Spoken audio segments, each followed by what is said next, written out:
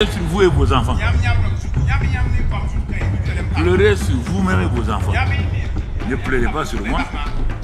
Il a plu de le frapper. Il a pris nos péchés pour mettre sur lui. Il a pris nos maladies. C'est pourquoi tu n'arrives pas à supporter ce parce que tu n'as jamais cru que tu vas appris tes maladies pour mettre sur Jésus, tes infirmités, et que c'est par ces douleurs. Tout ça là. Tu ne crois pas à ça?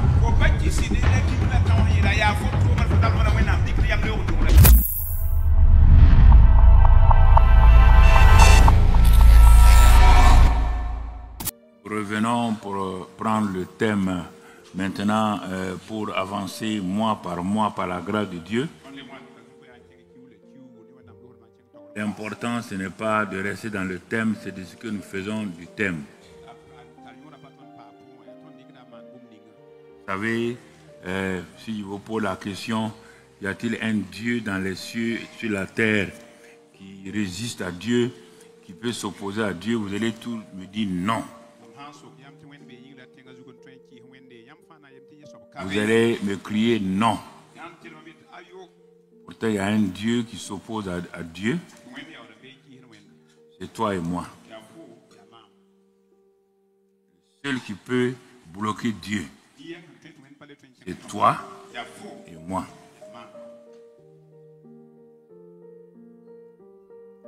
Vous entendez ce matin-là? Il n'y a pas un seul Dieu. Il n'y en a pas. Lisez la Bible.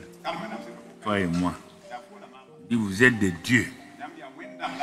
On a dit non. On refuse. Vous devez travailler avec moi. On refuse. Voilà ce que nous voulons faire. Dites ok. Prenez votre chemin et on va voir où on va.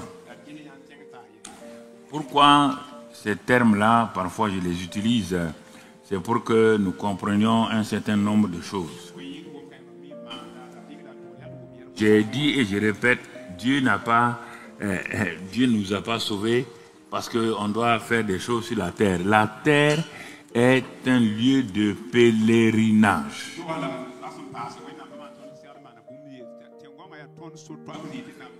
Plus tu vas apprendre ça tôt, mieux ça va aller pour toi.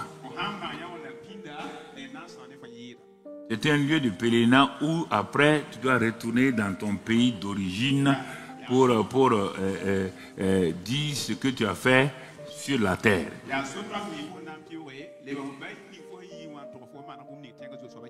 Alors, tu monter ma voix et diminuer un peu la voix de l'interprète. Donc, tu vas comprendre un certain nombre de choses.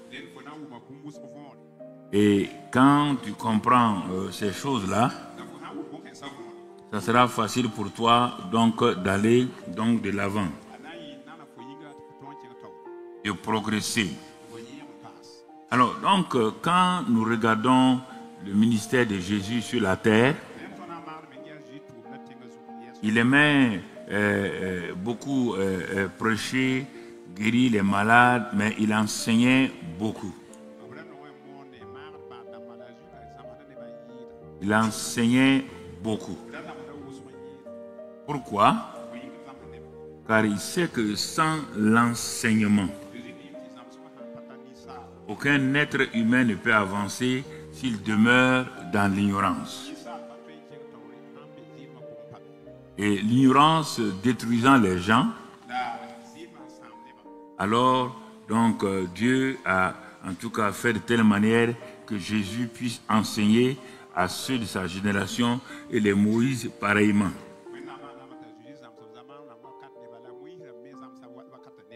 Et lorsque vraiment nous comprenons la réalité, le but de l'enseignement, nous avançons vite. Parce que le problème, tant qu'on n'a pas compris pourquoi on est sur la terre, c'est comme si quelqu'un qui a embauché pour être directeur commercial, il ne connaît pas la politique commerciale de l'entreprise. Quels sont les objectifs visés par l'entreprise? Quelles sont les stratégies et les tactiques? Les objectifs quantitatifs, qualitatifs à court, moyen et long terme.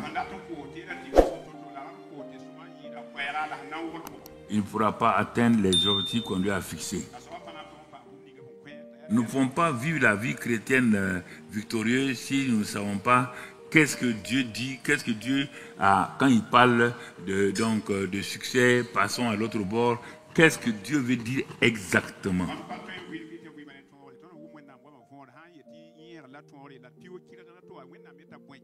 Nous avons beau prier, nous ne comprenons pas. Je reviens sur ça là. Vous avez beau prier, vous ne venez pas. Vous ne pouvez pas avancer. Parce que Dieu n'est pas votre coursier, il n'est pas votre garçon de course pour faire ce que vous voulez. C'est vous qui devez faire ce que lui veut. Pour ça là, je ne m'amuse pas. Ce n'est pas la peine de vous fatiguer. Je vous vois, certains avec moi, 20 ans, 15 ans, vous n'avancez pas parce que vous êtes à la recherche de prieurs et de prieuses. Pendant cette semaine où j'ai dit on va faire un peu de relâche, non, certains étaient encore dans les prières à gauche, à droite, j'entends que quelqu'un est parti pour compris là-bas, l'autre est parti pour la révélation. Je dis bon, ok Seigneur, tu les continues à les laisser, ils n'ont qu'à vagabonder. Quand ils vont revenir, on va s'asseoir. Il n'y a pas quelqu'un qui peut entendre les messages du séminaire Arbre de Vie là, qui a envie d'aller quelque part, chercher autre chose à ajouter. Je te défie dans ce monde-là. Tu vas l'avoir enseignement là où pour venir. Dieu a déterminé chaque chose.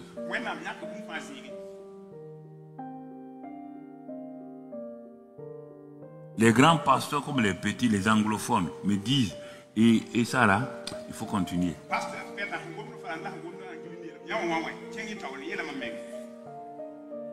Donc, c'est pour t'aider, c'est pas pour moi.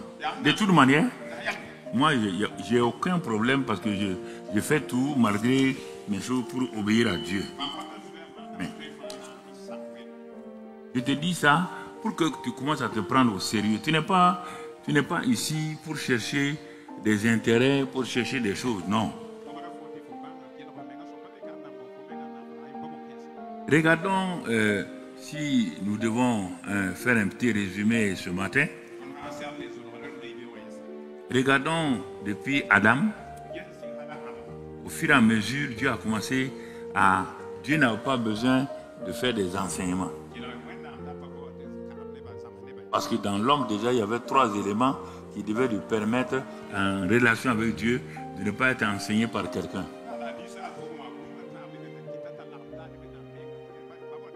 Parce que dans Jean 1, 2, il nous révèle ces choses-là. Il dit, vous n'avez pas besoin d'être enseigné parce que donc, celui qui vous enseigne est déjà en vous.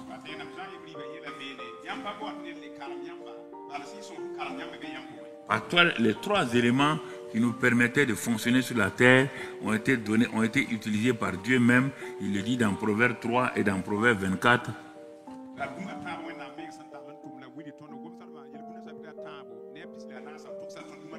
Il parle de l'intelligence, la connaissance et la sagesse.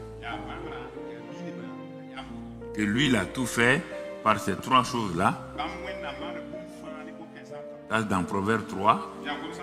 Et dans Proverbe 24, il dit, si toi aussi tu veux bâtir ta maison, ta vie, ton entreprise, ta famille, ton ministère, tu ne peux pas faire mieux que ton père. Car le père que je suis, c'est par l'intelligence, donc la connaissance et la sagesse que j'ai fait toutes choses. Si tu veux amener la bénédiction dans ce passage-là, si tu veux amener beaucoup de choses dans ta maison, il suffit d'être connecté aux 7 esprits de manifestation, d'amplification, se trouve dans Ésaïe 11. L'Esprit du Seigneur repose sur moi, l'esprit de sagesse, d'intelligence qu'on a vu pendant le séminaire. Et ces 7 esprits sont devant l'Éternel, dit Apocalypse.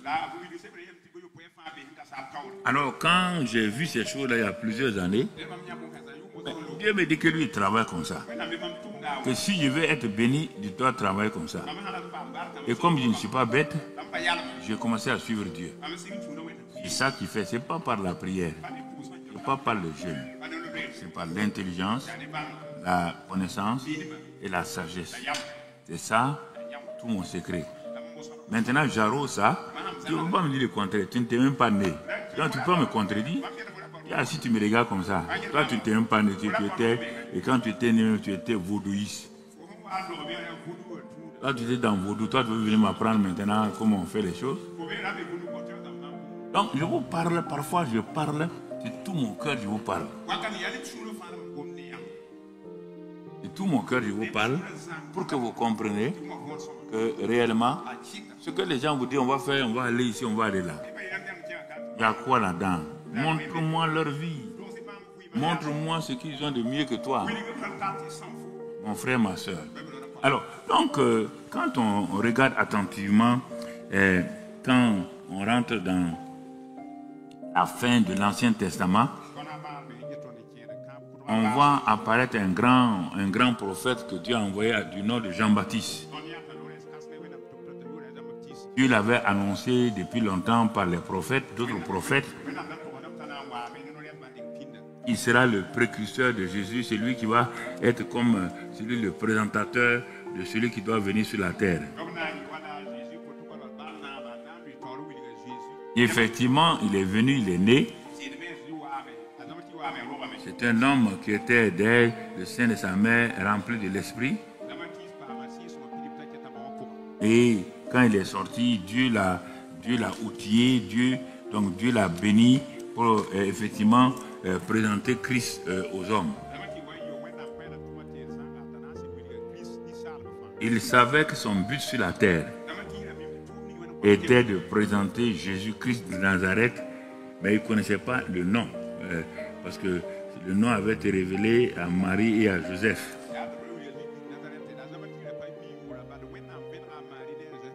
Mais il savait que c'était un de ses parents. Donc les deux mamans étant donc parentés. Alors quand Jean-Baptiste est venu, que son papa était un prophète aussi, le papa parlait sur son fils. Donc ils l'ont élevé à être strict dans son ministère de révélation, donc du Messie, de Emmanuel. Donc le temps que Jean-Baptiste a passé, c'était pour enseigner les gens à connaître, à avoir la révélation du Messie.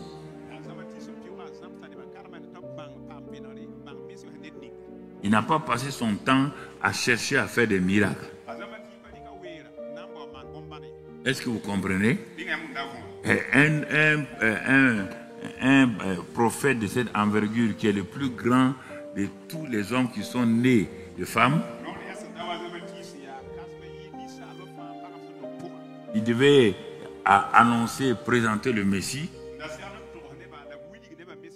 mais qui n'a fait aucun miracle, pas parce qu'il est incrédule. Comme Paul l'a dit dans Corinthiens, Dieu a assigné à chacun une limite, donc dans lequel une limite territoriale dans laquelle la personne doit donc fonctionner.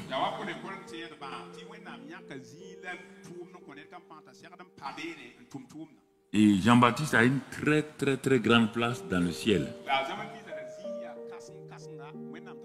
Mais quand vous écoutez ces paroles, il dit non. Lui, il est venu afin que Jésus croisse et que lui diminue. Ah bon? Toi, le grand prophète d'Israël. Et oui, c'est ça que Dieu m'a assigné. Venez vous révéler le Messie. Quand je l'aurai révélé, je dois diminuer, car disparaître. C'est ainsi qu'il a disparu, on lui a coupé la tête. Il a accompli, et Jésus a dit non, il a accompli son ministère. Et pour ça, il a enseigné ces gens, partout où tu le vois, il fait tout pour présenter Jésus aux gens. Parfois, il dit c'est l'agneau de Dieu, celui qui vous baptise de feu, moi je vous baptise d'eau.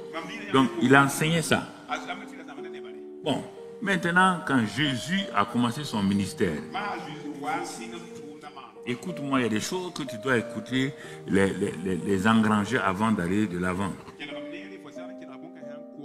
Quand Jésus a commencé son ministère, alors Jean-Baptiste a vécu quelque temps pour voir ce ministère-là, sauf une seule chose, il n'a pas vu le baptême de feu.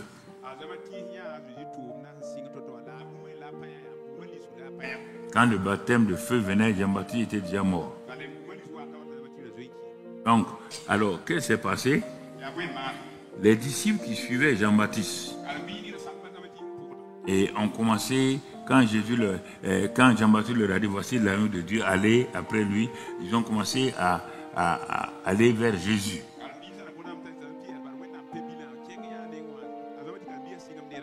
Et quand ils vont arriver au Seigneur, et que quelque temps seulement après le baptême du Saint-Esprit de Jésus lui-même,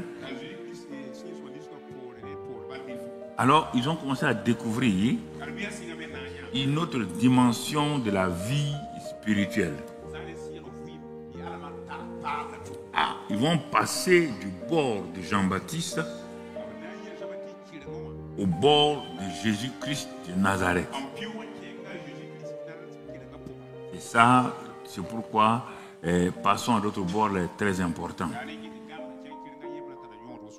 Donc, ils ont regardé, Jean-Baptiste était encore là, ils ont regardé Jésus, ils ont regardé Jean-Baptiste, ils ont prié avec Jésus, ils avaient déjà prié avec Jean-Baptiste.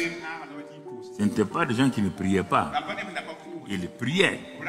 Mais quand ils ont comparé les deux genres de prière, ils ont vu que le bord de prière de Jean-Baptiste était inférieur au bord de prière de Jésus-Christ.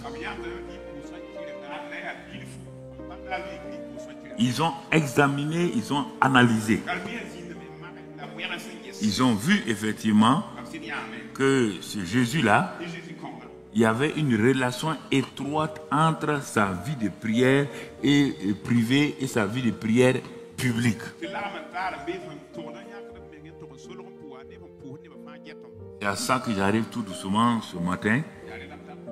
Ils ont fait une relation. Que les résultats que Jésus-Christ manifestait donc en public étaient étroitement liés à la vie de prière que eux ils voyaient Jésus faire quand j'étais autour de lui. De même qu'ils ont appris avec Jean-Baptiste à découvrir qui est Jésus. Un jour dans Luc 11, un jour dans leur temps de prière, il y a un qui a osé aller poser la question, demander à Jésus. Simplement, il dit Jésus priait un jour en un certain lieu. Oui, c'est dans le temps de prière. Quelqu'un va aller. Lorsqu'il lui a achevé, un de ses disciples lui dit Seigneur,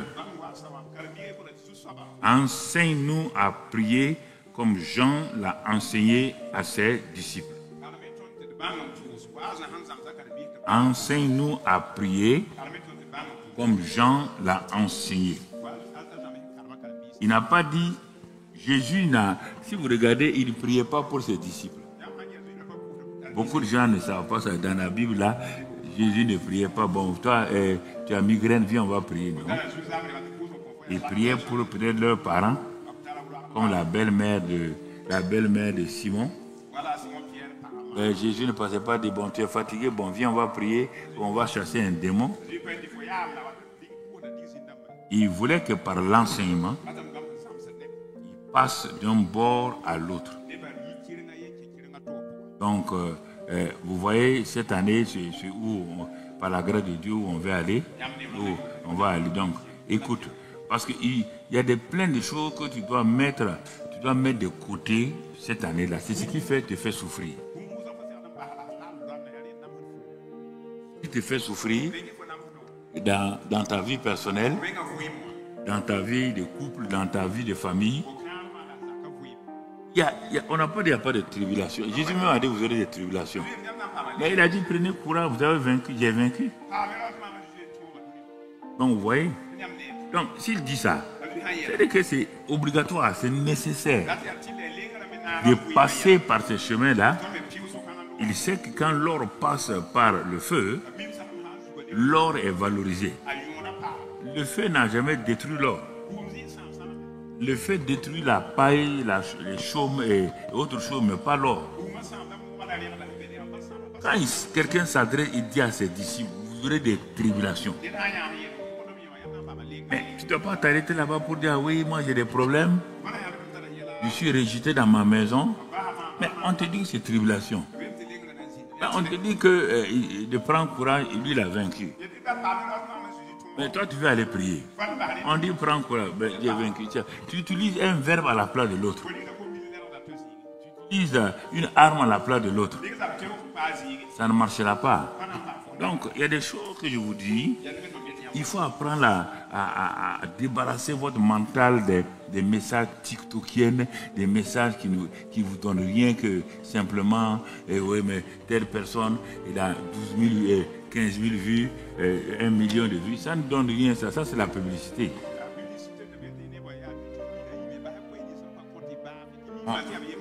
On ne vit pas de ça.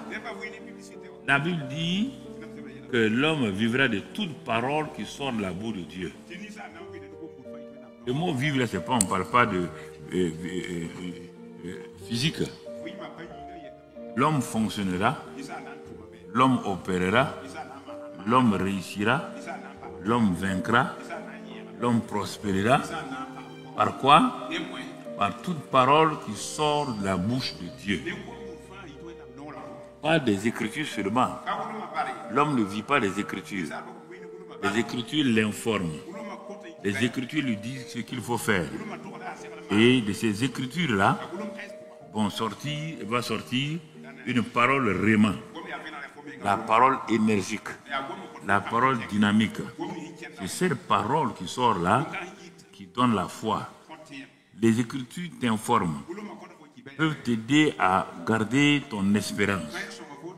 Ce n'est pas les Écritures elles-mêmes qui donnent la foi. Puisque le verbe qu'on utilise, on dit la foi vient de ce qu'on entend, pas ce que tu as lu.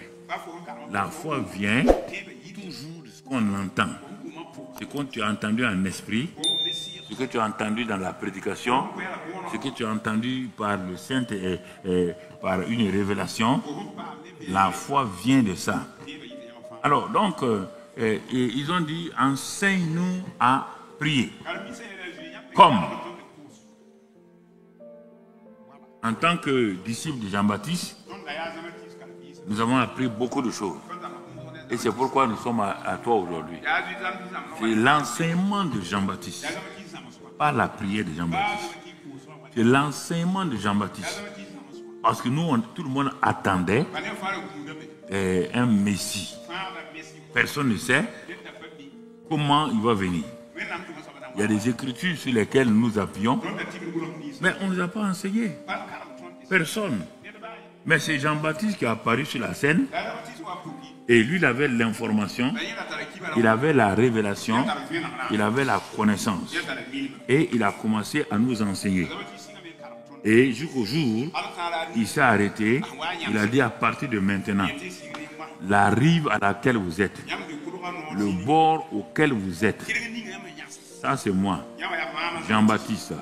Et c'est pourquoi Jésus a dit, tous les hommes qui sont nés, Jean-Baptiste est la rive, est le bord. Il va faire quoi? Il va vous amener à un autre bord. Et ce jour-là, quand Jean-Baptiste a montré, il a dit voilà l'agneau de Dieu. Non seulement il ôte le péché, et il bâtit du Saint-Esprit et de feu. Je te pose la question, est-ce que c'est la prière qui a fait ça? Non. Non. C'est la prière qui a fait cela. Donc c'est pourquoi il faut savoir combiner tout ce qu'on vous enseigne vous permettant d'aller donc de l'avant, vous permettant donc de progresser et vous permettant de comprendre qu'un enfant n'est rentré à l'école pour être ingénieur sans qu'on l'ait enseigné les choses. Si vous prenez deux personnes en matière de chimie, donc Et vous regardez, il y a un qui connaît bien, bon, c'est un terme un peu scientifique, un qui connaît donc l'hydrogène. Un spécialiste en hydrogène. Vraiment dans ce domaine-là, il est fort. Et un autre qui est dans le domaine de l'oxygène. Les deux sont forts. Deux éléments forts dans la vie, parce que l'hydrogène fait, ce que l'oxygène fait, c'est fort. Mais chacun est dans son coin. Chacun est dans un coin. Et les deux ont soif. Ils veulent boire de l'eau. Les deux ont des... Bon, je caricature comme ça pour te montrer les deux. Mais chacun détient un élément qui peut lui produire de l'eau à condition que les deux s'asseyent ensemble, analysent, voient, combinent tout pour que l'hydrogène et l'oxygène là, cette formule H2O là, en mettant ensemble, ils vont obtenir de l'eau. Mais s'ils restent loin, ils font tout, il n'y a rien. Qu'est-ce qui va faire ça? C'est la connaissance. La connaissance va permettre à l'homme qui a hydrogène là, l'autre qui a oxygène là, c'est la connaissance qui va leur permettre maintenant à l'intelligence, du fait qu'ils ont compris ça, pour que la sagesse, le comment, le how va se manifester pour qu'ils obtiennent H2O là. Alors, frères et sœurs, si vous ne suivez pas ça là, vous allez obtenir quoi? Et je pose la question. Simplement, je pose la question. Et pourquoi je vous ai parlé de l'union pendant tous les séminaires? Oui, oui, la croix, la puissance de la résurrection. Ah bon, c'est fini. Ta vie a changé. Ton vieil homme est mort. Non. Je suis en train de prier. La prière ne tue pas le vieil homme. Quand nous étions en Europe là, il y a un jeune homme qui est un jeune pasteur qui a prêché sur la mort du vieil homme. Il a prêché. Il faut sacrifier. Il faut faire des hôtels. Il faut payer telle chose. Il faut faire ça, ça, ça, ça. Son message semblait extrêmement bien. Voilà, il faut ceci ou cela. Il y a un vieux qui était assis dans l'assemblée. Il parle à son voisin. Il dit le petit est bon, hein. Mais il ne sait pas que moi, ce qu'il dit là, pour moi là, mon vieux homme là, il sait nager. Mon vieux homme là, on ne peut pas le noyer. Tout ce que le petit l'a dit là, moi j'ai fait ça. Il y a longtemps, je suis dans l'église là, j'ai fait ça. Je dis, ce n'est pas la solution.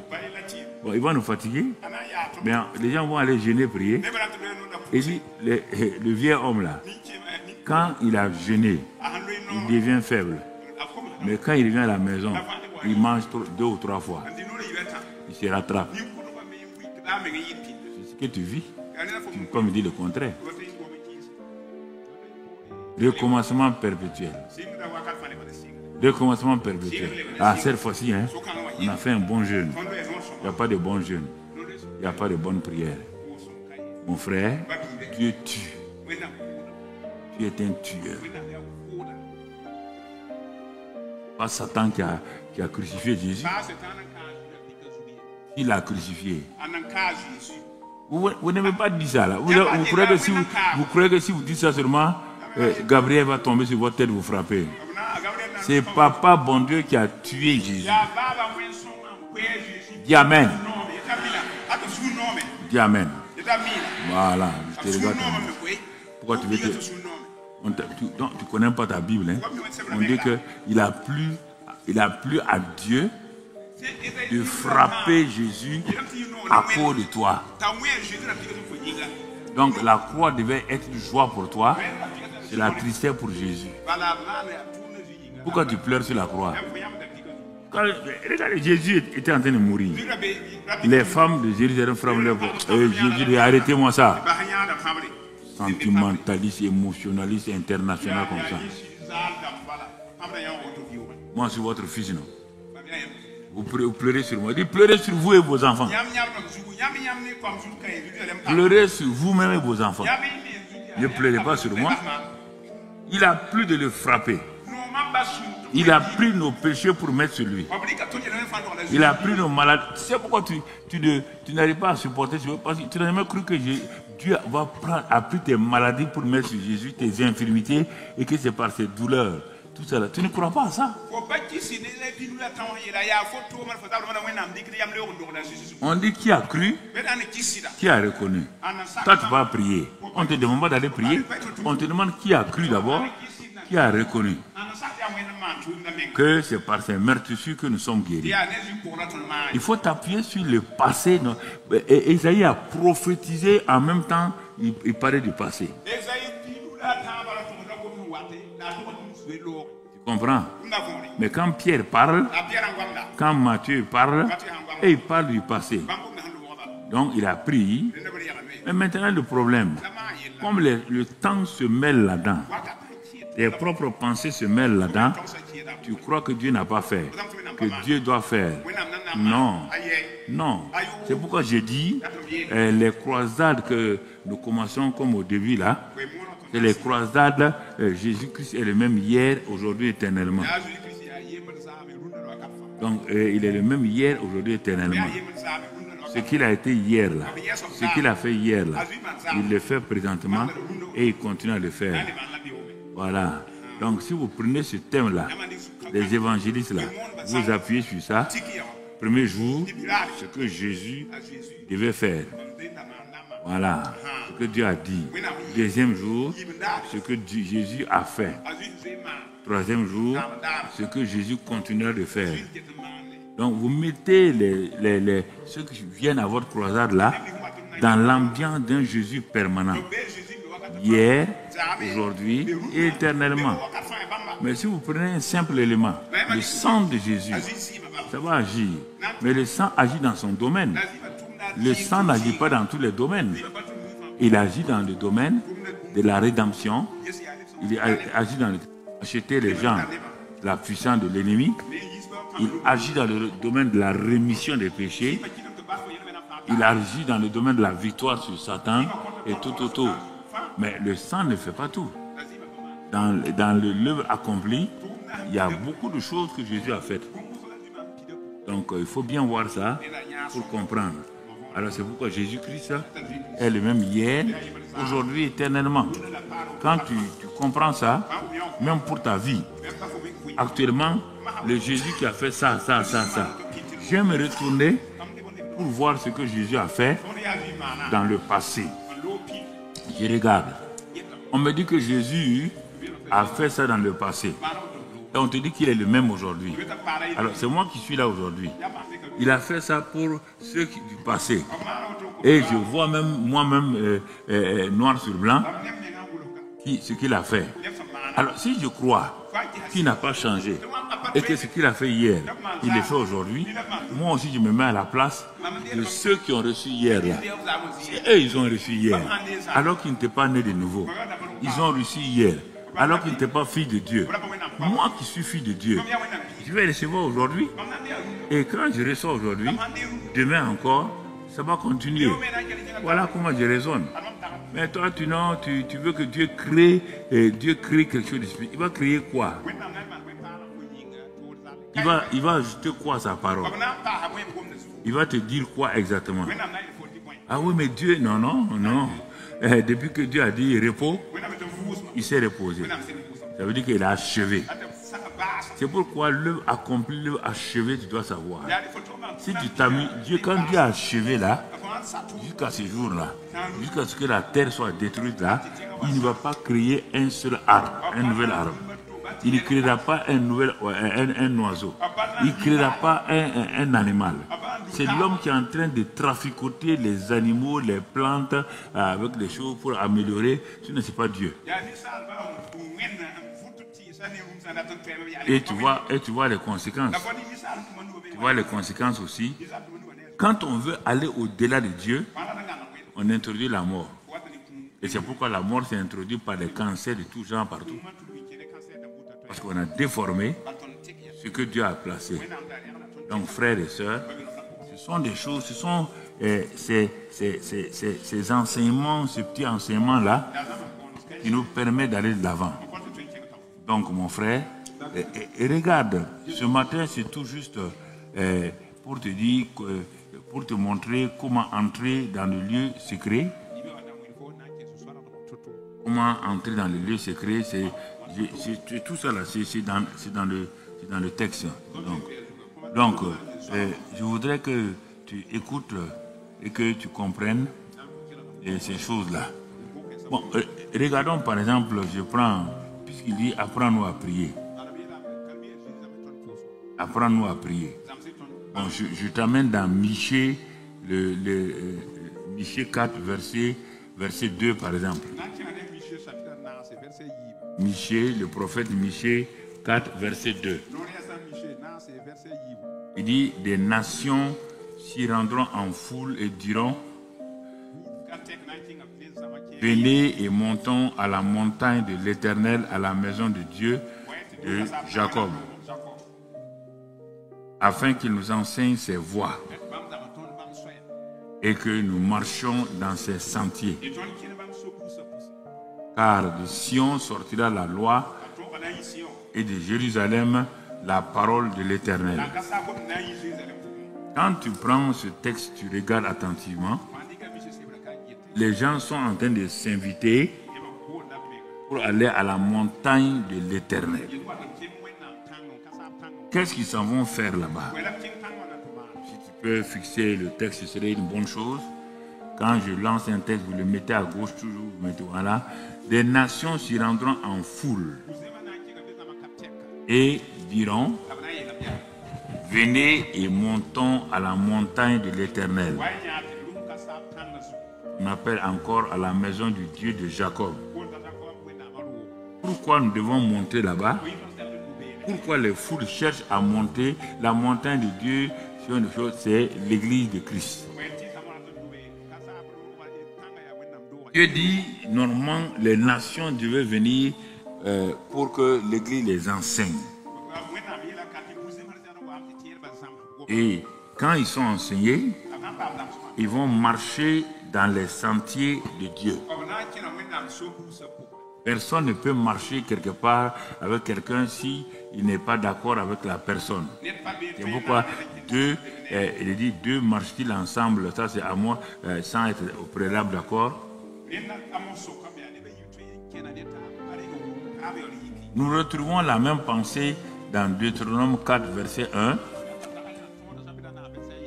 Et dans d'autres passages, mais on va voir Deutéronome 4, verset 1. Mon frère, on va voir ça. Ça va nous aider à aller de l'avant, à progresser et à regarder ce que... Il dit maintenant Israël, écoute les lois et les ordonnances que je vous enseigne. Vous voyez bien? Toujours de l'enseignement. Mettez-les en pratique.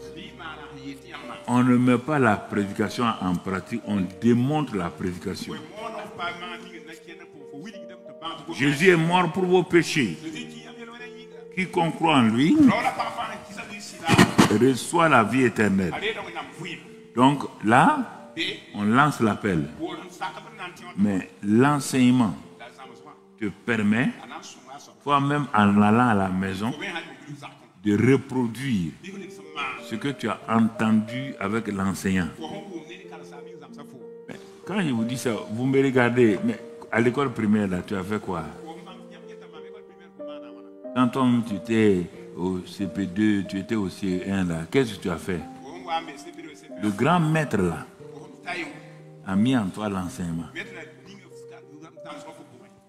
Pour savoir si tu as compris, on fait composition du premier trimestre. Tout ce que le maître a mis en toi, 3 mois là, on te dit de sortir ça. Et tu sors ça, tu ne t'es jamais posé la question. Tu as été enseigné. Je ne comprends pas, quand vous venez à l'église, je ne sais pas pourquoi vous laissez troubler. Vous voulez un autre modèle. Le modèle naturel et le modèle spirituel vont ensemble. On te dit, voilà comment il faut marcher avec Dieu. Voilà les voies qu'on te dit, écoute ça et marche. Toi, tu sors. Tu vas trouver quelqu'un d'autre qui n'est pas de la même école que toi, qui n'est pas de la même classe que toi. Il dit, mais ce que ton maître a enseigné là, c'est pas comme ça. C'est comme ça qu'on fait. Toi, tu vas réussir.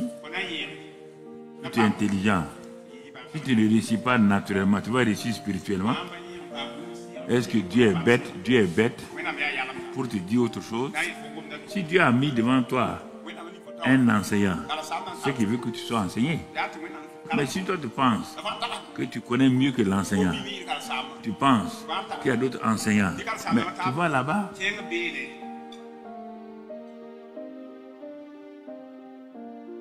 Il faut savoir comparer les gens. Ne pas prendre un morceau de choses pour aller comparer à quelqu'un. Regarde ton enseignant, regarde ton maître, regarde ton professeur, et regarde les autres là. Si quelqu'un dit, il y a ça, ça, ça, ça, ça, il ne faut pas prendre un seul élément. Il faut prendre le tout. Regardez, qu'est-ce que ça peut faire? Il faut d'abord être médecin généraliste avant d'être spécialiste. On ne peut pas, non, si tu ne connais pas les éléments de la médecine, on ne peut pas rentrer à l'école de médecine et puis commencer la gynécologie. Même l'anatomie, là, on ne peut pas rentrer. Non, il y a une base. C'est à partir de cette base-là maintenant, cette base commune-là, qu'on te dit, tu peux te spécialiser. Je ne sais pas. Pourquoi les chrétiens courent, ils n'ont même pas de base et ils veulent se spécialiser. Tu vas te spécialiser dans quoi? Ah oui, moi je suis ici ou c'est là. Qui t'a dit ça? Ça fait 52 ans que je suis là-dedans, je ne suis pas encore spécialisé. Toi, tu vas te spécialiser dans quoi? Dis-moi un peu dans quel domaine? Dans quoi? Donc, tu vois. Donc, quand tu vois ces deux passages-là, alors nous sommes dans cette année où on parle de conquérant moissonneur. Conquérant moissonneur, sur la base de la vision céleste et au moyen des clés du royaume des cieux. Donc, on n'a même pas commencé la vision céleste, on a ébauché ça à un séminaire Arbre de vie. Et les clés du royaume, on n'a pas abordé ça du tout, sauf qu'on a dit quelques mots. Nous avons débroussaillé un peu les choses. Mais avant d'aller, donc j'ai voulu qu'on revienne à un élément, puisque les gens parlent, ils veulent la prière, ils veulent ceci ou cela.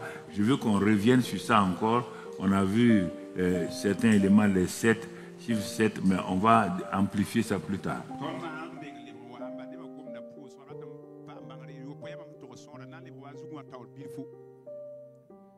Il y a là plusieurs formes de prière, je vous ai dit. Même si nous prenons les sept formes de la prière là, donc déjà, tu vas voir que tu ne pratiques même pas ces 7 là.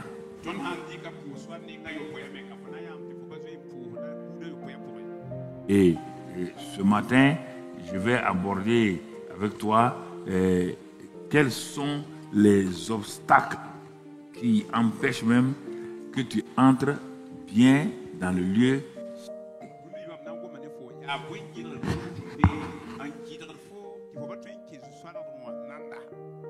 Parce que nous avons mis l'accent sur le lieu secret pendant quelque temps. Mais je ne t'ai pas dit qu'on ne rentre pas dans le lieu secret, les pieds, les mains viennent comme ça sauter et rentrer là-dedans. Non. Il y a une manière d'entrer dans le lieu secret. Il ne faut pas avoir peur du mot lieu secret, ce n'est pas mystique, c'est le lieu secret. Voilà. Déjà dans ta tête, là, tu cherches à voir si tu vas rencontrer un Guinamori à la porte de ton lieu. Non, mais les gens, non, j'enlève ça déjà parce que tu es déjà parti trop loin. Voilà, donc, comment entrer dans un lieu où tu n'as pas accès? C'est ça le lieu secret, puisqu'il est fermé.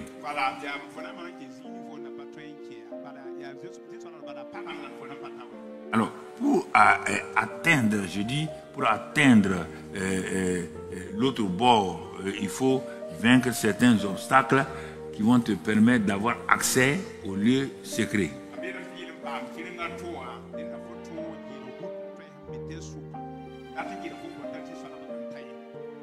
Parce que naturellement, l'homme ne sait pas comment prier. Nous avons tous été du moins en contact dans nos différentes religions et traditions sur les mauvaises manières de prier.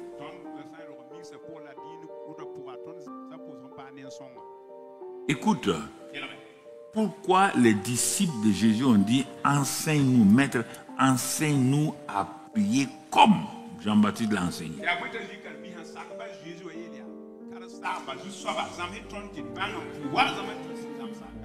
Et s'ils savaient prier, ils ne vont pas demander à Jésus de les enseigner.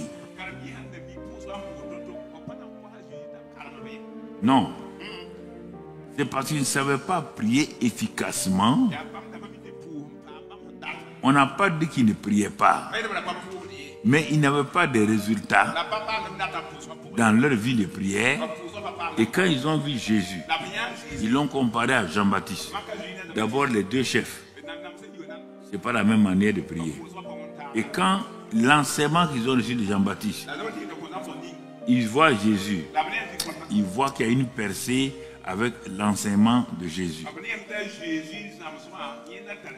Ils ont dû faire une réunion et la conclusion, c'est que quelqu'un puisse aller vers Jésus, lui demander de les enseigner à prier. Alors, si vous demandez quelque chose à quelqu'un, il faut avoir le courage de suivre ce qu'il y a. Il faut avoir le courage de faire ce qu'il vous dit de faire. Donc, Jésus les a pris au sérieux. Frère, c'est quand vous dites qu'on prie là, vous parlez d'exercice de prière, vous ne parlez pas de la prière. Vous parlez, on va crier comme ça, on va sauter. Ça, ce n'est pas la prière. Ça, c'est les exercices physiques et émotionnels de la prière. Et regardez simplement ce qui a été dit là. Regardons dans Matthieu 6. On va voir là-bas, verset 1. Nous allons voir. Voilà, donc ça c'est la prière. Il commence là-bas. Tous les chapitres là, c'est ça. Il dit, gardez-vous de pratiquer votre justice devant les hommes pour en être vu. On s'arrête à cette moitié de phrase là. Il dit, gardez-vous, faites attention. Tout ce que vous voulez faire là, puisque vous me dites de vous enseigner, la prière, comment prier. Tout ce que vous allez faire, premier élément qui peut vous empêcher que Dieu fasse quelque chose de fort dans votre vie, c'est de vouloir faire les choses pour être vu, admiré par les gens.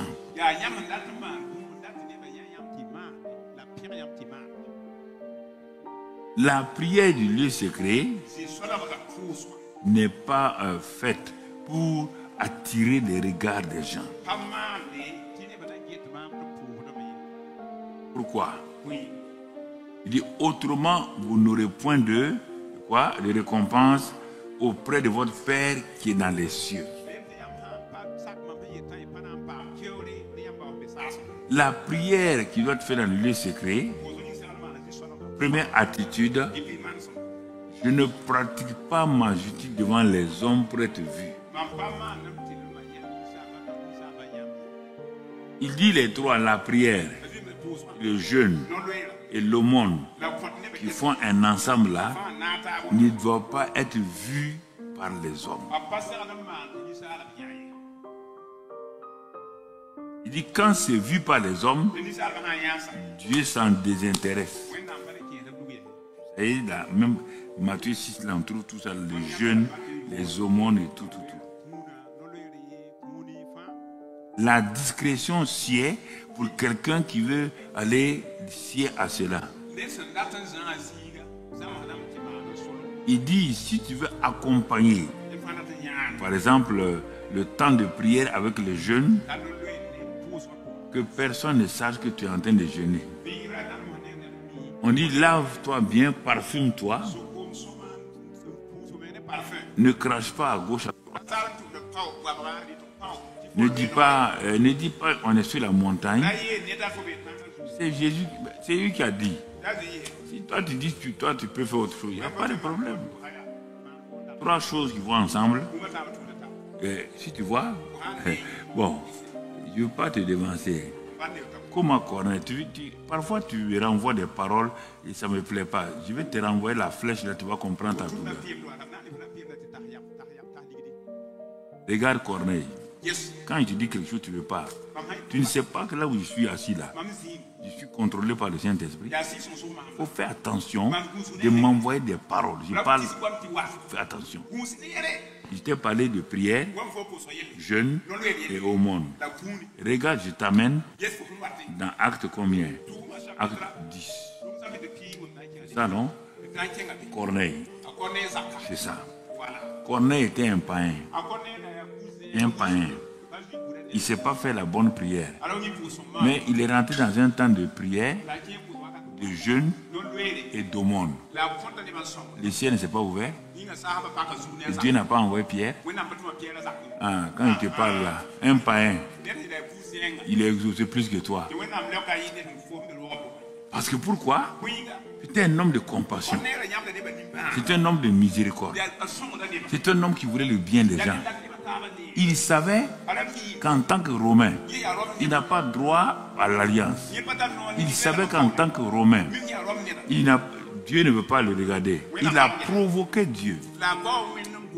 Comme Ruth, qui a dit ton pied, mon pied. Donc Corneille dit, leur Dieu là, j'ai regardé. C'est un Dieu spécial. Donc je vais faire quoi? Je ne sais pas prier, hein? Je ne sais pas ce qu'il disait. Il a commencé à prier, il a commencé à jeûner et il a fait des aumônes. Fait des aumônes. Sûrement, il doit être sensible à ça. Ça fait quoi? Ça va amener un homme comme Pierre à faire la deuxième Pentecôte. Deuxième Pentecôte. Le Saint-Esprit est descendu sur les païens de la maison de Corneille comme le jour de la Pentecôte. Donc ça veut dire, si on ne remplit pas les conditions de la prière, on perd du temps. Il ne faut pas venir chauffer l'endroit. On a chauffé, tu as chauffé, ça va se refroidir. Mon frère, ma soeur, écoute-moi très bien. Je te donne des exemples que tu saches. Pas parce que tu es saint que Dieu t'exauce. Corneille était païen, aucune alliance. Regarde comment Dieu l'a exaucé. Regarde comment Dieu l'a exaucé. Donc il faut prendre ces choses-là au sérieux. Donc je te dis encore, il te dit que si tu veux prier, fais attention qu'on ne te voit pas. Sois discret le plus possible. Sois discret. Je parle de la prière personnelle. Je ne parle pas de la prière publique. La prière personnelle.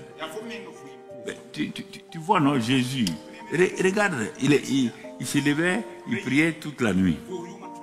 Il priait le matin de bonne heure. Il priait dans le désert. Chaque fois, il va dans un lieu secret.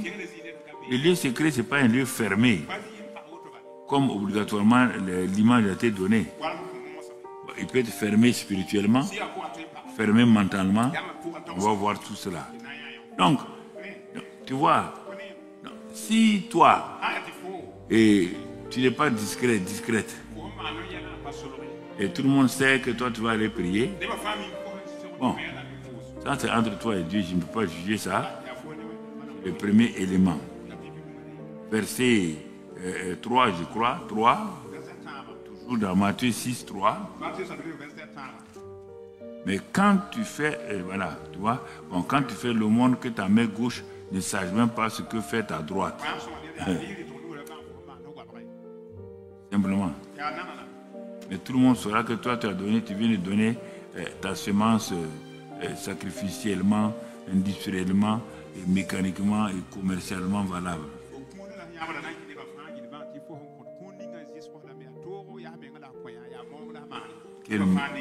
Quelle misère. Donc tout le monde est au courant que toi tu as fait ça. Ok. Voilà, on te dit que ta main gauche même ne sache pas ce que tu as fait ta droite. C'est ça. On parle de ceux qui sont autour de toi. Mais celui à qui tu fais le monde là, lui il sait. Mais maintenant, les autres qui sont autour de toi là, il ne faut pas qu'ils sachent. C'est ça qu'on parle. Donc mon frère, verset 4. Et afin que ton aumône se fasse en secret. Et ton Père qui voit dans le secret te le rendra. Donc la prière, le jeûne et l'aumône qui font un paquet ensemble sont faits dans le secret. Et ton Père doit voir dans le secret. Et ton Père te le rendra. Ça, donc, voici les conditions qui te permettent vraiment d'aller de l'avant et de plaire à Dieu dans ce que tu fais, dans ce que tu es en train de faire. Bon, le verset 5, lorsque vous priez, tu vois, ouais, tout est lié. Lorsque vous priez, ne soyez pas comme les hypocrites. Ah. Donc, l'attitude de prière peut nous amener à être qualifiés d'hypocrites ou de non-hypocrites.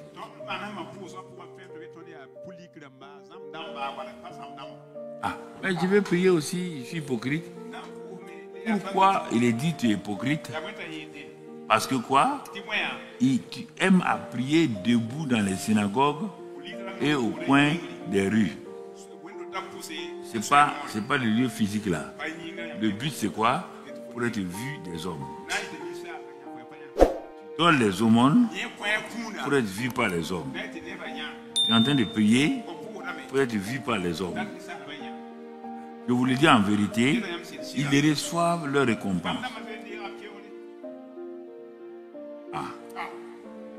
Mais je pensais, non, tu veux prier. Tu vas prier de façon discrète. La discrétion doit scier, et donc la prière sied dans la discrétion. Ils reçoivent leur récompense. Ah. Bon, qu'est-ce que je dois faire? On ne va pas aller automatiquement, on va aller au verset 7. Tu sautes, tu vas au verset 7. Troisième élément. En priant, ne multipliez pas de vaines paroles. Comme les païens qui s'imaginent qu'à force de paroles, ils seront exaucés. Donc, on me dit de ne pas faire ça, de ne pas faire ça. Moi, je m'en vais devant Dieu, je commence à dire des paroles vaines, des paroles qui n'ont pas de consistance. Des paroles que même un autre homme ne va pas écouter. Non, on dit de ne pas faire ça. Dieu dit de ne pas faire ça. Donc, je dois tenir compte de tout ça. Ta vie de prière, je prie qu'elle s'améliore, elle rentre dans une phase fructueuse et que tu ne continues pas à t'agiter, à t'agiter, à t'agiter.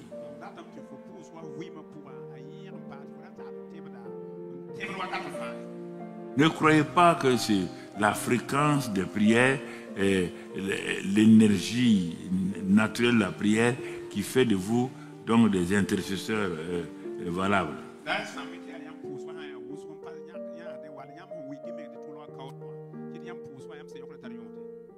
Non. Si vous faites ça, vous allez imiter les gens qui sont autour de vous. Parce que vous aimez écouter regardez les prières qui se font dans les églises. Ouais, ils ont fait prière là-bas. Il y avait 100 femmes qui étaient couchées à terre. 50 jeunes qui vomissaient. Donc, des bébés qui pleuraient. Ça, c'est pas la prière. C'est pas la prière. On est en train de créer simplement un événement émotionnel. C'est pas la prière. Où est-ce que tu vois Jésus enseigne ça?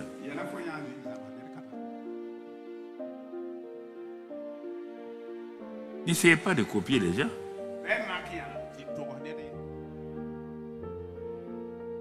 Regardez ce qu'on fait. Allez dans ça. Dynamisme, oui. Mais il ne faut pas que la chair soit dans votre manière de prier. Non, non, non. Ça ne vous servira pas. Donc c'est ce que le verset 7 l'a dit.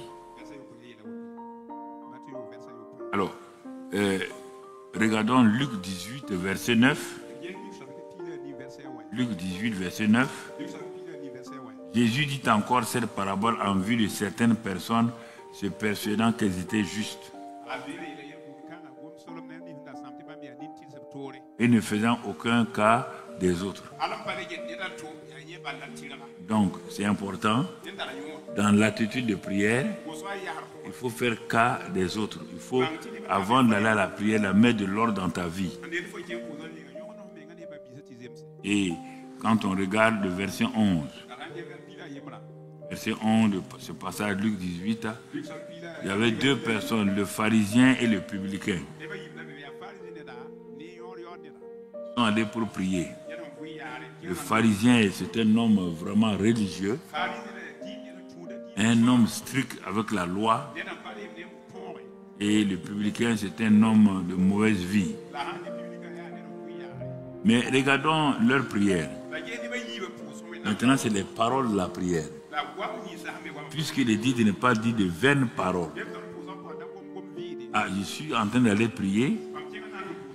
Je suis là. Bon, je ne suis pas venu pour prier qu'on me voit. J'ai l'habitude de faire des aumônes ou j'ai l'habitude de bénir les gens. Et j'accompagne ça du jeûne et tout. J'ai dit c'est formidable. C'est ça que le pharisien va faire. Écoutons, il priait ainsi en lui-même. Oh Dieu, ouais bien, je te rends grâce de ce que je ne suis pas comme le reste des hommes. Bah, ce qu'il va dire à ces réels, qui sont ravisseurs, injustes, adultères, ou même comme ce publicain-là. Tu es venu prier ou tu es venu parler du publicain?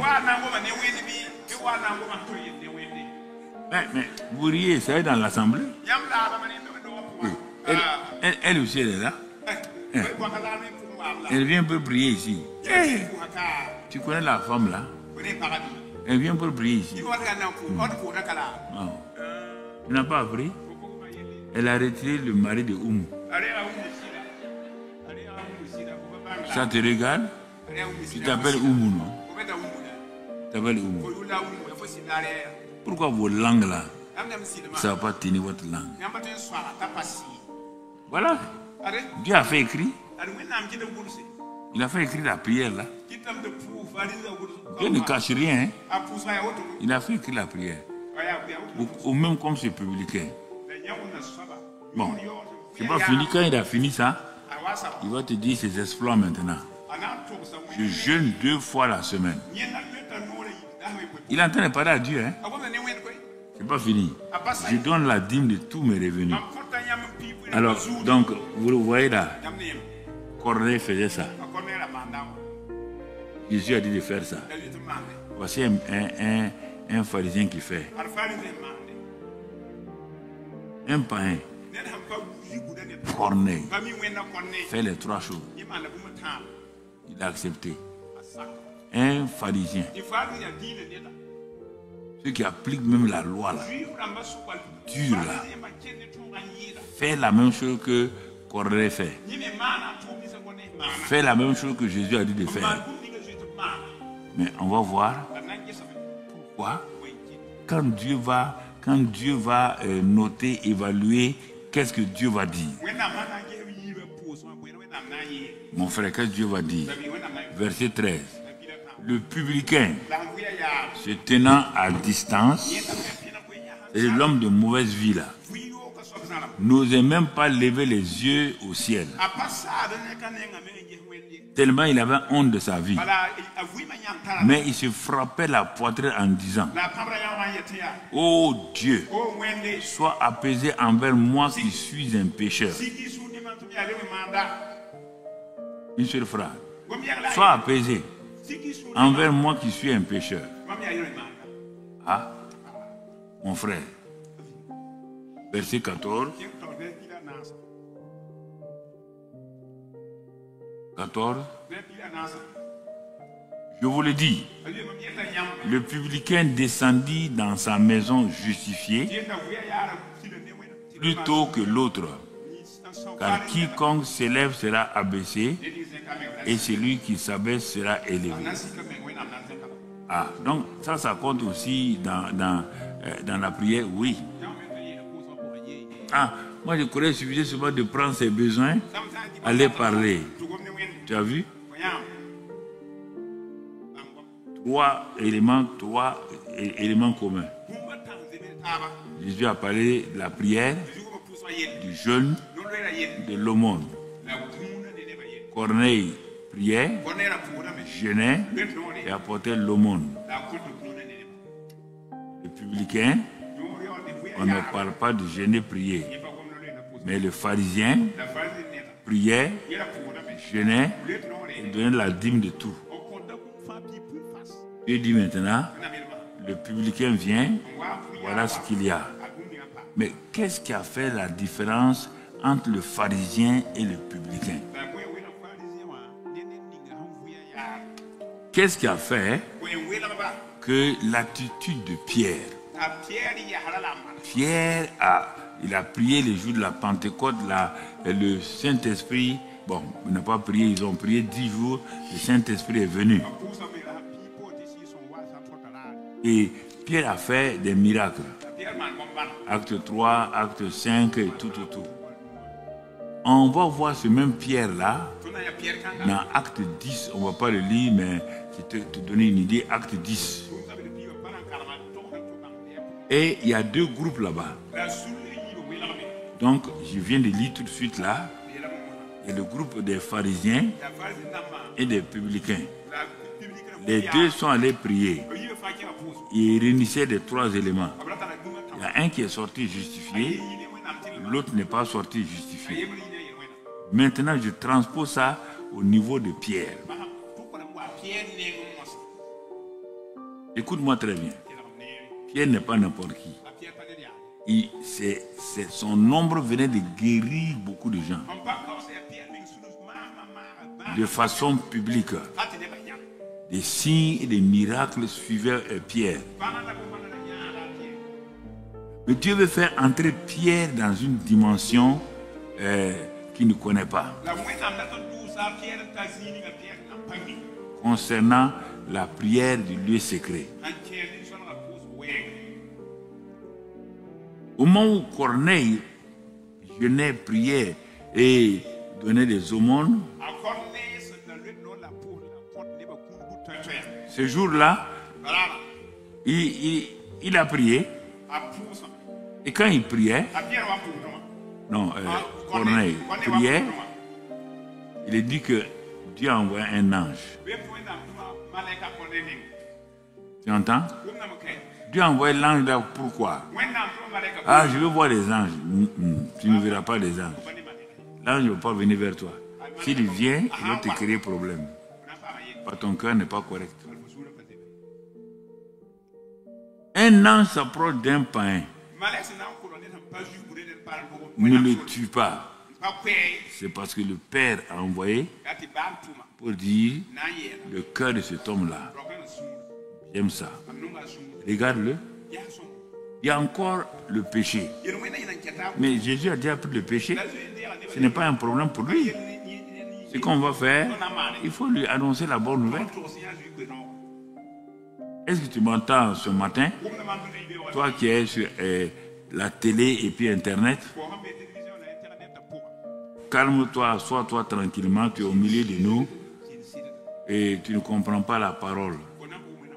Quand tu viens ici, c'est pour essayer de juger les gens. Je vais te livrer à Satan.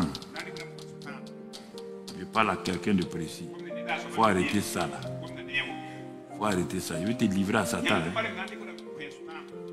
Te livrer à Satan. Tu meurs avant ton temps pour aller au paradis. Puis il ne restera pas sur terre. Bon entendeur. Tu sais à qui je parle. Très bien. Continuons. Alors, donc, écoute-moi. Très bien. Corneille, il prie. Tu envoies l'ange. Et l'ange lui dit, combien de fois un ange t'a parlé? Ton ange même n'ose pas te parler. Ton cœur est bibi. Ton ange, il t'a déjà parlé?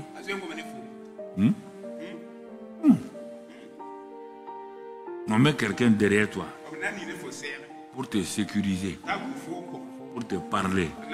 Dans Hébreu, il est dit pour exercer un ministère en ta faveur. Un aide de camp. Toi, tu ne vois jamais l'aide de camp. Tu n'entends pas ce que l'aide de camp dit. Tu fais quoi? Regarde.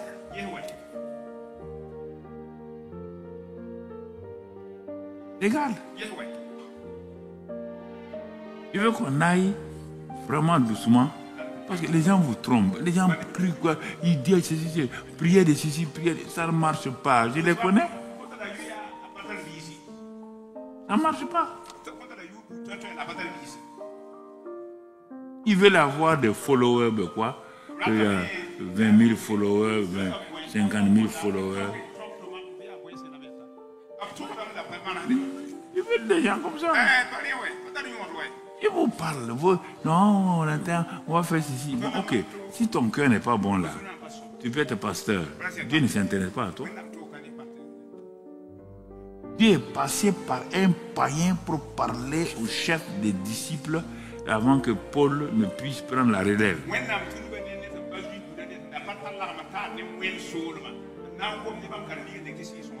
Au même moment, Dieu veut faire passer Pierre à un autre niveau, à un autre bord. Comment entrer dans la présence de Dieu et dans le lieu secret et comment avancer dans le temps d'intimité, de vision et tout avec le Seigneur.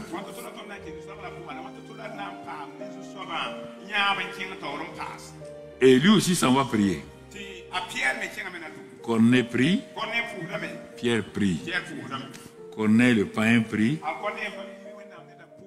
Donc Pierre Songo prie.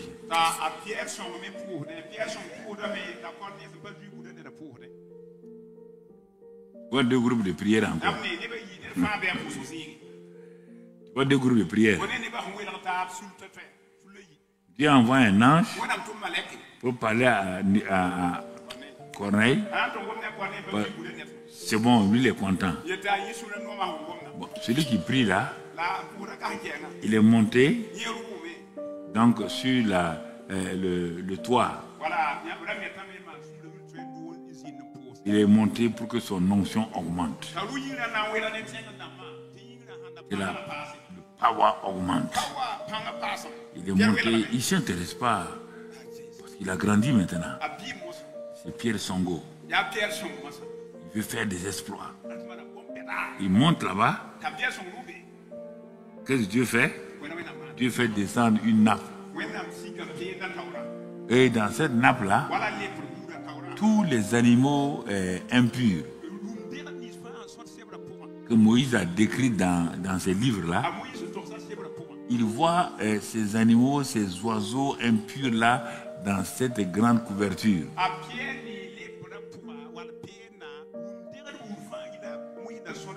Et la voix de Dieu dit, lève-toi, tu et mange. D'un côté, l'ange dit à Corneille, il y a un homme là-bas. Dieu a entendu ta prière. Dieu a vu ton aumône. Le ciel est content. Mais comme tu ne connais pas l'évangile, envoie quelqu'un là-bas, ils vont l'appeler, il va t'annoncer la parole. Mais celui qui connaît l'évangile, celui qui connaît Dieu là, Dieu vient lui parler. La lutte commence. La lutte commence. Ah, tu as bloqué ton cœur. Tu as des idées arrêtées. Tu ne veux pas avancer comme Dieu veut que tu avances. C'est ça qui fait ton problème. Tu entends? Mais quand on a eu peur, mais Dieu a dit de se calmer. Il a appelé 2 de ses agents, de ses soldats. Il les a envoyés. Et avec précision. Mais Pierre, lui, il est monté. Il avait faim. Au moment où on préparait des repas pour lui, Dieu lui donne une vision. Il dit, Pierre, tu vas passer à un autre stade. Il n'y a pas de problème. Il voit la nappe descendre, il dit, ah, ouais, c'est la plus grande bénédiction. Effectivement, c'est la grande bénédiction. Le salut des païens, la moisson. Ouais, mon message se colle bien là. Il n'y a rien de hors sujet. Le moissonneur, le conquérant moissonneur, Pierre, Dieu lui dit maintenant de conquérir les païens. Le jour de la Pentecôte, il y a beaucoup, maintenant il dit les païens.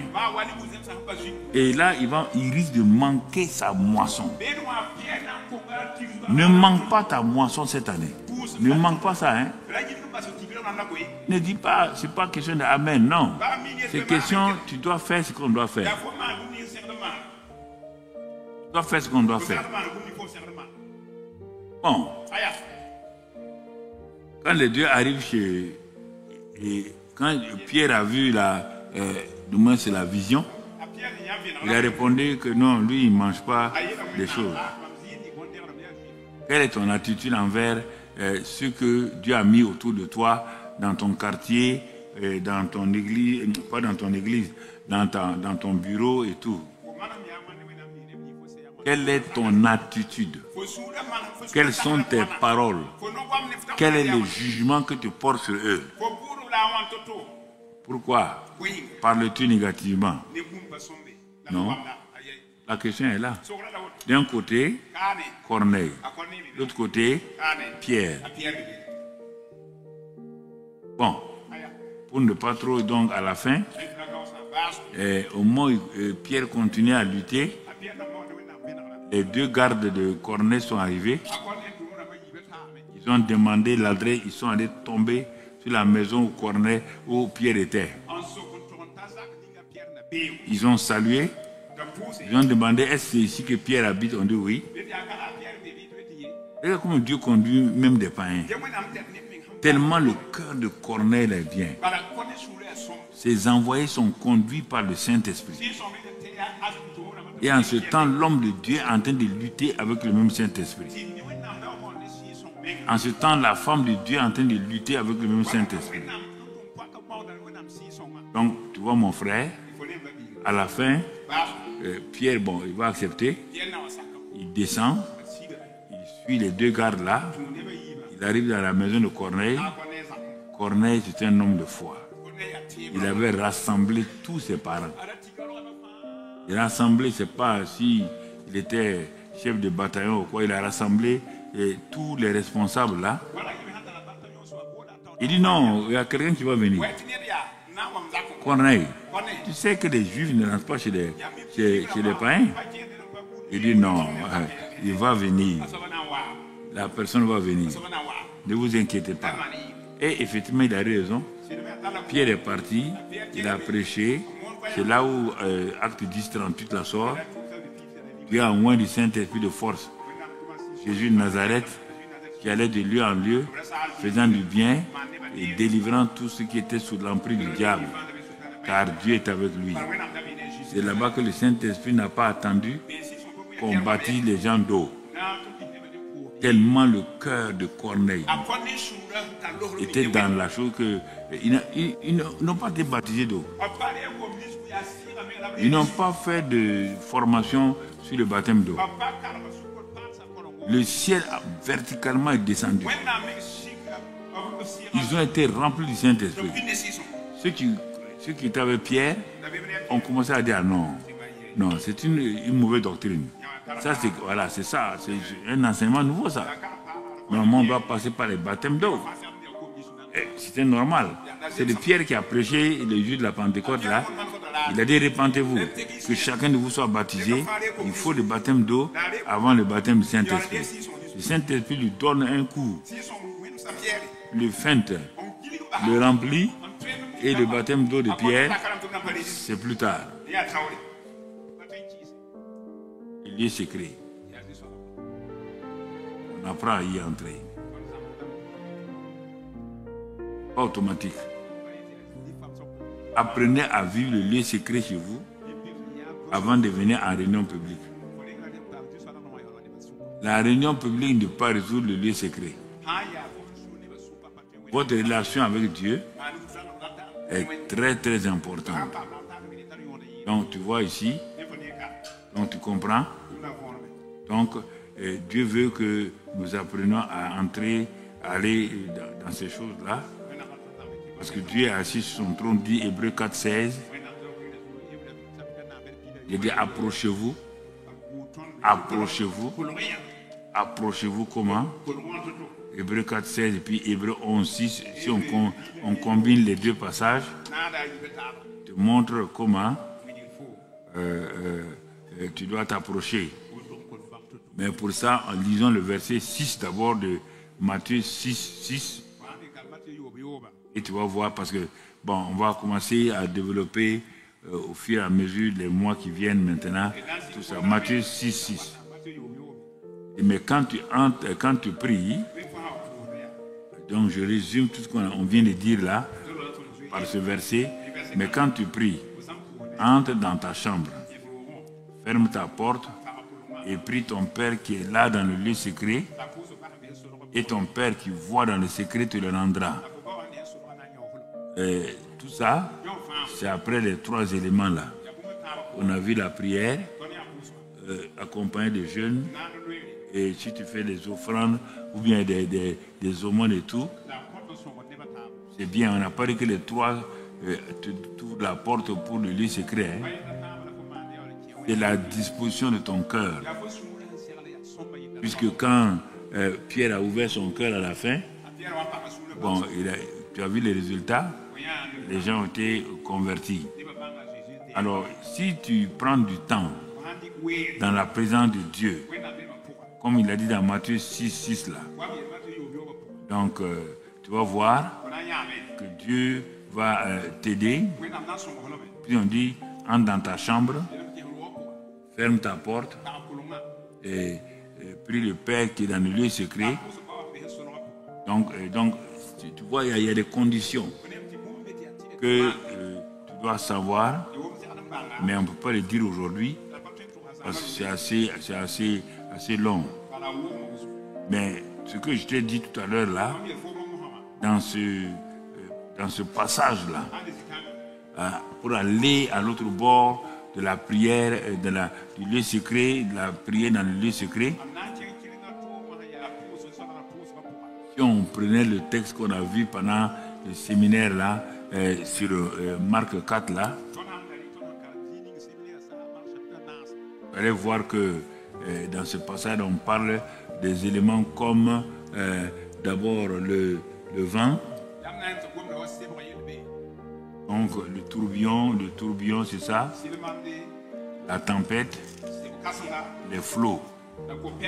Et bon, Dieu voulant, on va sûrement aller au prochain pas totalement aujourd'hui. Voilà ce que il faut que tu apprennes à comprendre cette partie-là. On a déjà abordé ça. Il y a des éléments internes et des éléments externes qui vont troubler la vie de la prière dans le lieu secret.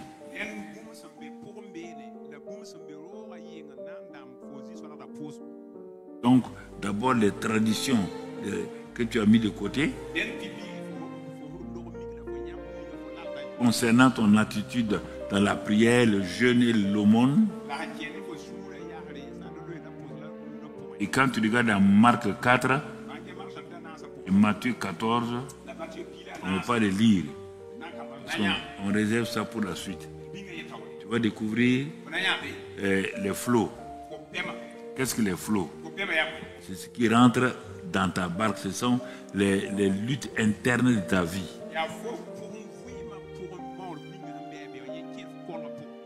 Et ça, c'est les flots.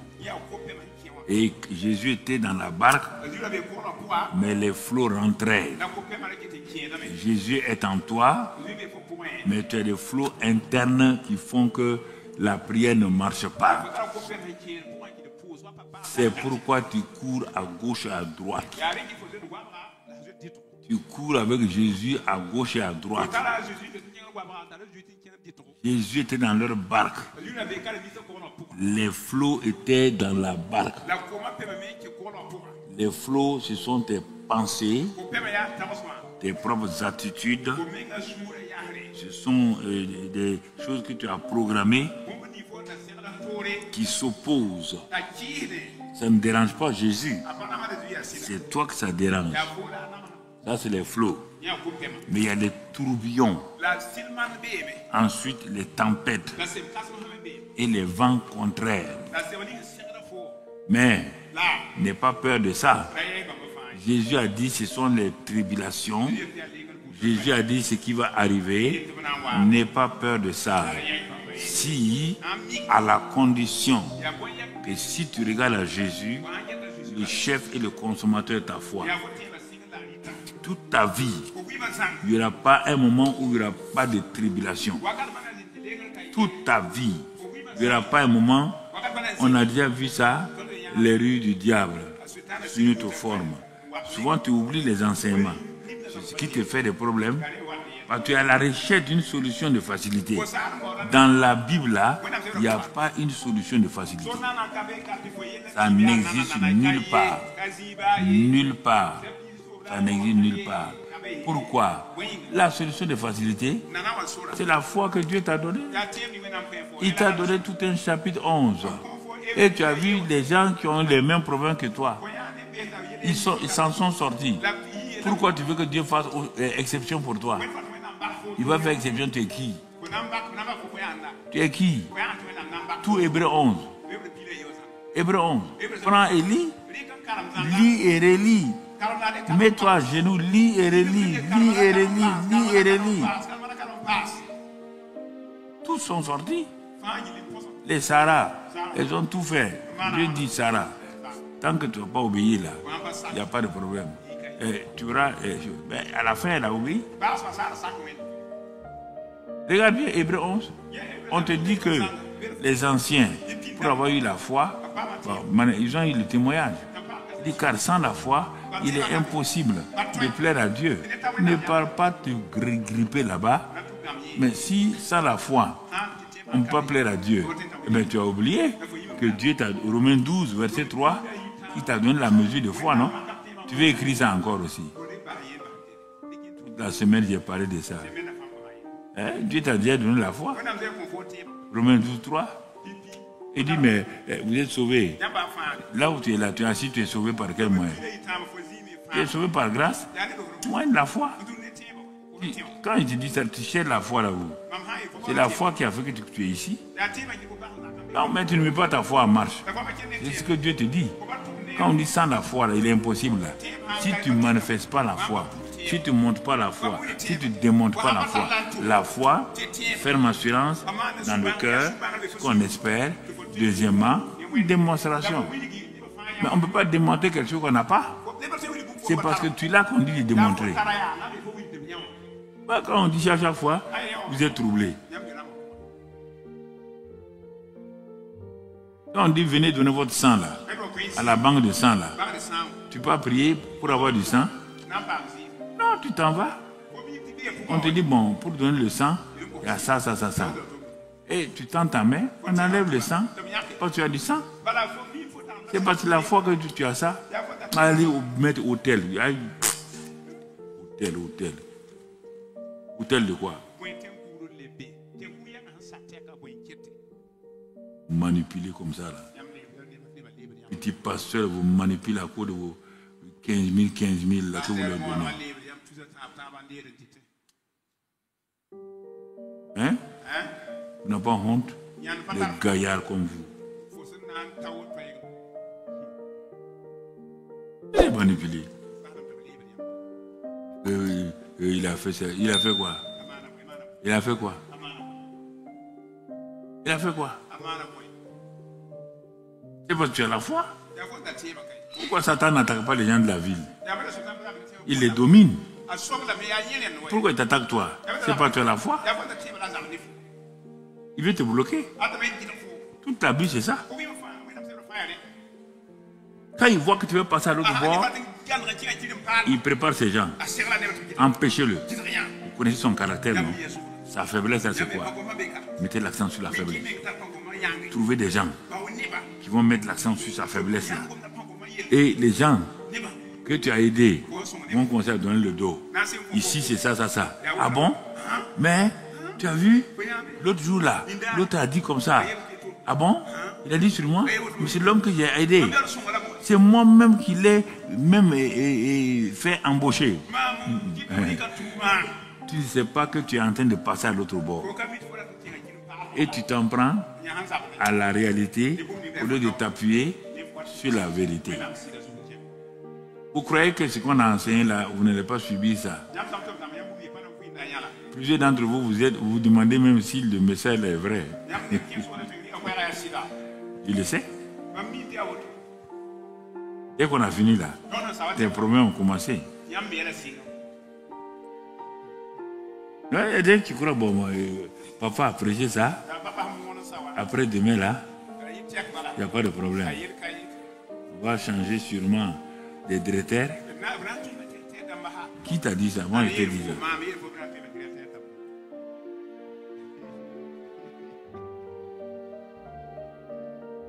Passe à l'autre bord.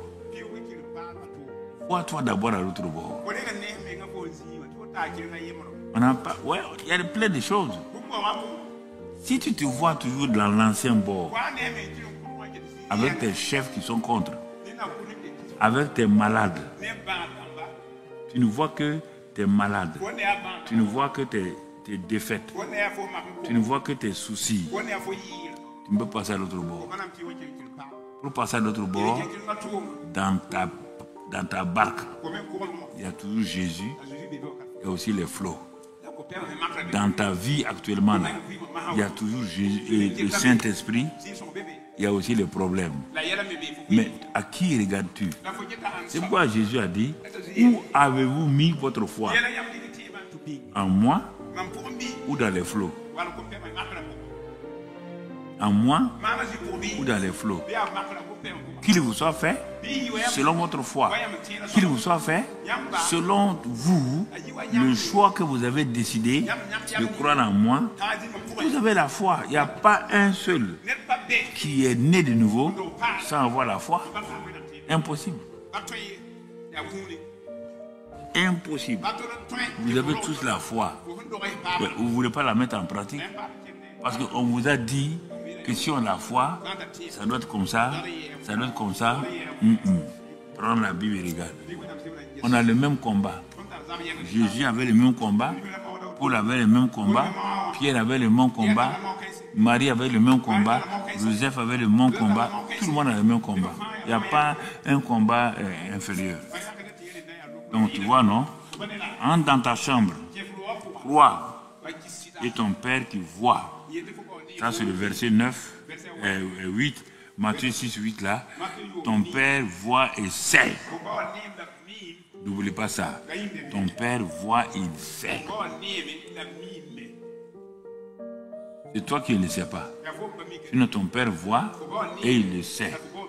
que de quoi vous avez besoin avant que vous lui demandiez.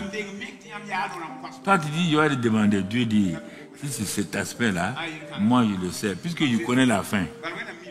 La fin de toute chose. Donc, tu n'as pas besoin de m'informer. Tu dois faire quoi? Tu as prié selon ma volonté. Et en ce moment-là, sache une chose. Jérémie 33, verset 1. Jérémie 33, verset 1. La parole de l'Éternel fut adressée à Jérémie une seconde fois en ces mots. Pendant qu'il était encore enfermé où? Dans la cour de la prison.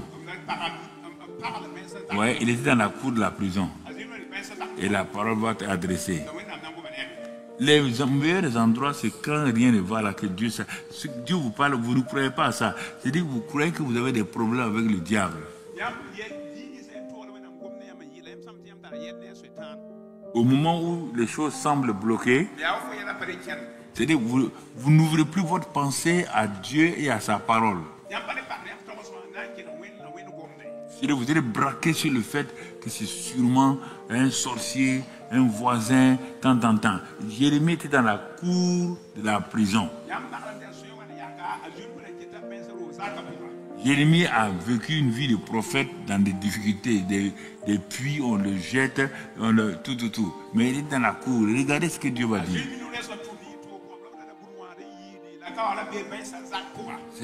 C'est le prophète du gémissement. Chaque fois, Dieu vient pour le pousser. Et qu'est-ce que Dieu le pousse ici? Retournons dans Jérémie 33.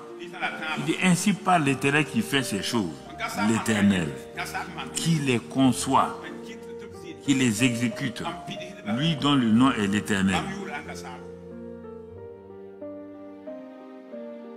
Il a sauté une partie du... Voilà. Il dit, invoque-moi et je te répondrai. Quelle certitude. Je t'annoncerai de grandes choses, des choses cachées que tu ne connais pas.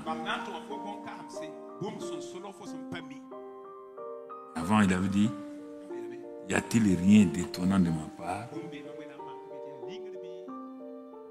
Y a-t-il rien d'étonnant de ma part? Dans les temps difficiles, où on doit aller sur l'autre bord. Ce n'est pas une épreuve. Non, c'est des tests. Comme on t'a testé à l'école primaire, au BEPC, au baccalauréat, parce que tu as le niveau, on te teste. Si tu veux qu'on te teste, tu ne vas pas avancer.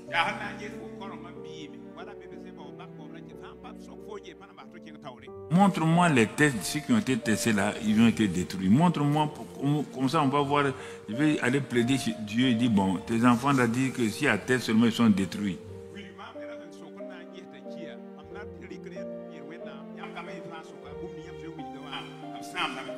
C'est pourquoi il dit, ben, jusqu'à présent vous n'avez rien demandé. Il dit, demandez et vous recevrez, afin que votre joie soit parfaite. Appuie-toi sur ça. Le but final de la prière, c'est que ta joie soit parfaite. Mais toi, tu n'es pas à ce niveau. Tu commences à te décourager. Continue. Nous tous, on est passés par là. Et on continue de passer. N'arrête pas des idées que les gens ont dit, bon, si tu vas chez notre prophétesse ici, tu vas notre prophète, qui t'a dit ça? Où tu as vu ça? Si c'était ça là, il y a longtemps je t'avais dit, si c'était ça aussi, je n'allais pas avoir cette église là, j'allais avoir une église de 50 000 personnes. Si ça marchait comme ça là, ouais, tu comprends? Donc, bien aimé, ce que je vous dis là, il faut aller, parce que vous voyez déjà, il y a au moins 7 choses que j'ai abordées, qu'on ne peut pas dire d'un seul coup, hein? Non. Non, je ne peux pas dire. Parce que c'est tellement touffu, non pas touffu, assez concentré. Il faut déconcentrer ça pour que les gens comprennent. Et si, je t'assure, si tu suis ça, tu vas voir que les choses qui semblent être compliquées là, ça va ça va se simplifier au fur et à mesure. Simplifier. Il y a des choses, quand tu commences, c'est dur. Quand tu commences de l'haltérophilie, la semaine qui suit, là, tu as envie d'abandonner. Hein. Tu as des douleurs partout, tu as des douleurs. Mais quand tu vois déjà la coupe, tu vois la médaille. Donc la douleur d'aujourd'hui n'est rien. Mais ton camarade ne voit que la douleur d'aujourd'hui, il abandonne. Donc c'est ça. Ce qu'on vous dit là, ne laissez pas votre pensée là. De toute manière, les tribulations sont là. Sans Christ là, c'est un problème. Donc le tableau, si vous avez fait le tableau, là, je ne sais pas s'ils ont fait le tableau que j'ai donné, donc obstacle à vaincre, entre dans ta chambre, ton père voit et sait, et alors invoque. Bon, si tu pouvais, vous pouvez donner ça pour que, voilà, donc, oui, mais c'était un tableau, bon, ouais, c'est ça, point par point, voilà. Donc, c'est un exercice spirituel. Si tu peux prendre ça, tu vas méditer et tu vas voir les obstacles à vaincre. Et tu rentres dans ta chambre. Et là-bas, tu vas trouver quelqu'un, un papa qui sait et qui voit. Comme tu sais qu'il voit et sait, il dit invoque ton père et reçois. Et passe à l'autre bord. C'est un résumé de ce que je voulais ce matin-là te montrer pour que tu comprennes. Ce sont des choses pratiques qu'on va, par la grâce de Dieu, parce qu'il faut savoir aller. Il y a 3 niveaux de gens ici. Il y a des gens qui comprennent rapidement parce qu'ils ont une certaine expérience. Il y a la classe moyenne et il y a une classe, bon, que ce n'est pas leur faute, mais ils n'ont pas d'abord saisi certaines choses de façon intellectuelle. Il faut les amener. Mais je vous en supplie, mais si vous éloignez la Bible de votre étude, vous n'irez pas loin. Ne venez pas surtout avec une attitude de toute suffisance. Bon, je vais m'asseoir. Non, ce n'est pas une conférence. Je ne suis pas en train de faire conférence. Je suis en train de mettre en toi la parole de vie, la parole de grâce. Il dit que l'homme vivra, l'homme vivra. Ce n'est pas une affaire d'intellect. Comprenez? Donc, il faut aller dans ce sens-là. Et moi, j'ai l'assurance que Dieu a des choses qu'il a préparées. Bon, quand on le dit aujourd'hui à quelqu'un qui souffre là, il ne peut pas comprendre ça. C'est-à-dire qu'il souffre, il voit que sa souffrance présente. Mais le futur là, il ne voit pas. Bon, il ne voit pas alors que c'est ainsi. Donc, sur le plan familial, sur le plan professionnel, sur le plan physique, donc il faut patienter. Mais quand tu vas rentrer dans ça, tu vas toi-même dire ah, j'ai regretté d'avoir résisté à Dieu pendant ces temps-là. Voilà, donc ce que je voulais te dire ce matin, je crois de tout mon cœur quand on va avancer. Sache une chose, quand la Bible dit une chose, crois. Un point, c'est tout. Dieu te bénisse. On va prier. Excellent Père de grâce, merci pour ton grand peuple. Donne-leur de saisir vraiment l'important de ce que nous sommes en train d'étudier. Ce n'est pas en vain que, Seigneur, ils sont là. Tu ne les as pas sauvés en vain. Tu dis que tu les as aimés d'un amour réel et tu les as bénis afin qu'ils aillent de l'avant. Père, dans ta grâce, dans ton amour, pose ta main sur eux, guide-les, dirige-les, renouvelle-les, donne-leur la compréhension, l'intelligence de la parole de Dieu.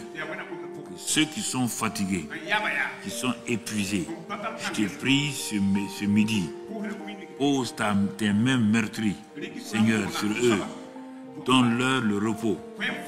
Libère-les de ces jours-là. Que ces liens soient détruits. Dans le nom de Christ Jésus. Ceux qui sont dans la maladie. Tu as dit que par tes meurtrissures, nous sommes guéris. Là où ils sont, couchés, assis, dans un hôpital ou dans une infirmerie, ils suivent maintenant que le Saint-Esprit manifeste la guérison sur la base de Ésaïe 53, 4, 5. Père, nous te disons merci pour des familles qui sont dans des difficultés, pour des travailleurs qui sont dans l'injustice, qui sont dans des problèmes, pour ceux qui ont des dossiers au tribunal ou ailleurs, et ils tremblent, ils se posent beaucoup de questions, ceux qui sont tourmentés par les esprits. Père, je dis maintenant que Seigneur, le bord que tu as prévu pour eux sera atteint au nom de Jésus. Aucun esprit mauvais, aucun complot, de quelque sorte que ce soit, ne peut les arrêter d'arriver là-bas au nom de Jésus. Oh papa, console leur cœur, remplis leur cœur, montre-leur que tu les aimes. Oui, c'est vrai, ils ont versé beaucoup de larmes. Le temps de la joie est arrivé. Le temps de la victoire est arrivé. Le temps du succès est arrivé. Le temps de la guérison est arrivé. Le temps de la délivrance est arrivé. Le temps de l'élévation est arrivé. Excellent Père, merci. C'est ton peuple. Tu les as rachetés à un grand prix. C'est pourquoi Satan, esprit mauvais, vous ne pouvez pas. Christ vous a dépouillé. Il vous a vaincu. Il a délivré son peuple. Ôtez vos mains sur eux au nom de Christ Jésus. Ôtez vos mains sur leur famille. Ôtez vos mains sur les enfants. Ôtez les mains sur leur travail. Ôtez les mains sur leur pays. Au nom de Christ Jésus. Père, sois béni et sois loué. Parce que tu es un peuple béni, mis à part. Un peuple sanctifié. Un peuple que tu...